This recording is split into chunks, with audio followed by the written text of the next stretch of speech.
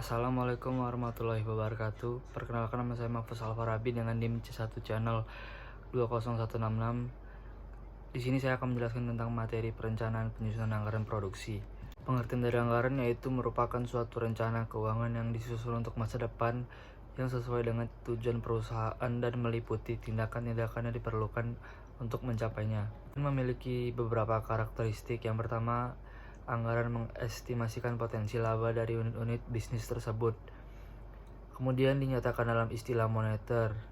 Terus ketiga, meliputi waktu selama 1 tahun. Keempat, merupakan komitmen manajemen di mana manajer setuju untuk menerima tanggung jawab atas pencapaian tujuan-tujuan anggaran. Yang kelima adalah usulan anggaran ditinjau dan disetujui oleh pejabat yang lebih tinggi wewenangnya dari pembuat anggaran. Kemudian setelah disetujui, anggaran hanya dapat diubah dalam kondisi-kondisi tertentu. Secara berkala, kinerja keuangan aktual dibandingkan dengan anggaran dan varians dianalisis serta dijelaskan. Anggaran juga memiliki beberapa manfaat. Yang pertama ada perencanaan kegiatan organisasi pusat atau pusat pertanggungjawaban dalam jangka pendek. Kemudian membantu mengkoordinasikan rencana jangka pendek. Kemudian sebagai alat komunikasi rencana kepada berbagai manajer pusat pertanggungjawaban. Kemudian ada sebagai alat untuk memotivasi para manajer untuk mencapai tujuan pusat pertanggungjawaban yang dipimpinnya. Sebagai alat pengendalian kegiatan dan penilaian prestasi pusat-pusat pertanggungjawaban dan para manajernya. Kemudian ada sebagai alat pendidikan para manajer. Juga memiliki beberapa tujuan. Yang pertama, untuk menyatakan harapan atau sasaran perusahaan secara jelas dan formal, sehingga bisa menghindari keracunan dan memberikan arah terhadap apa yang hendak dicapai manajemen. Kemudian untuk mengkomunikasikan harapan manajemen kepada pihak-pihak terkait sehingga anggaran dimengerti, didukung dan dilaksanakan. Kemudian untuk menyediakan rencana terinci mengenai aktivitas dengan maksud mengurangi ketidakpastian dan memberikan pengarahan yang jelas bagi individu dan kelompok dalam upaya mencapai tujuan perusahaan. Kemudian untuk mengkoordinasikan cara atau metode yang akan ditempuh dalam rangka memaksimalkan sumber daya. Yang kelima, untuk menyediakan alat pengukur dan mengendalikan kinerja individu dan kelompok, serta menyediakan informasi yang mendasari perlu tidaknya tindakan koreksi.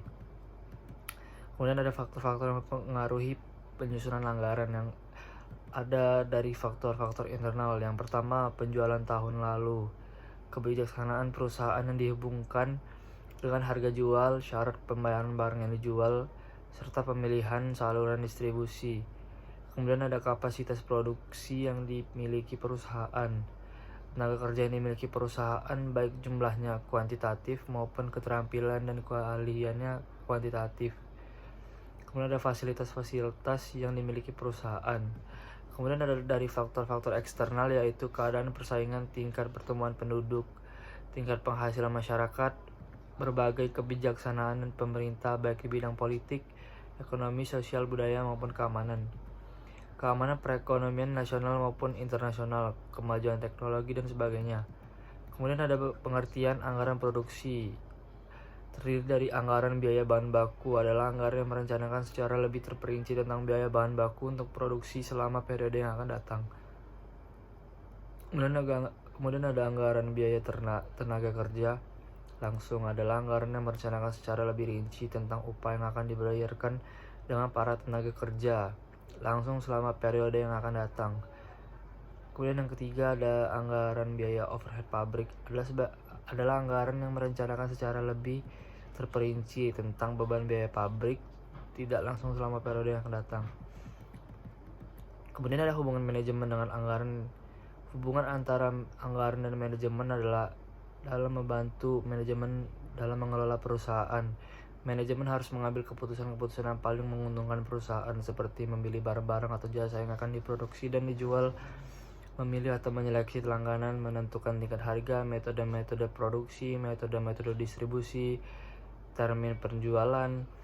Dalam hal ini anggaran bermanfaat untuk membantu manajemen meneliti, mempelajari masalah-masalah yang berhubungan dengan kegiatan yang akan dilakukan. Dengan kata lain, sebelum merencanakan kegiatan, manajer mengadakan penelitian dan pengamatan terlebih dahulu, terutama kegiatan-kegiatan yang berhubungan dengan kebutuhan finansial tingkat persediaan, fasilitas produksi, pembelian, pengiklanan, penjualan, pengembangan produk, dan lain-lain. Manajemen juga memiliki 4 fungsi, yaitu planning, organizing, leading, serta controlling.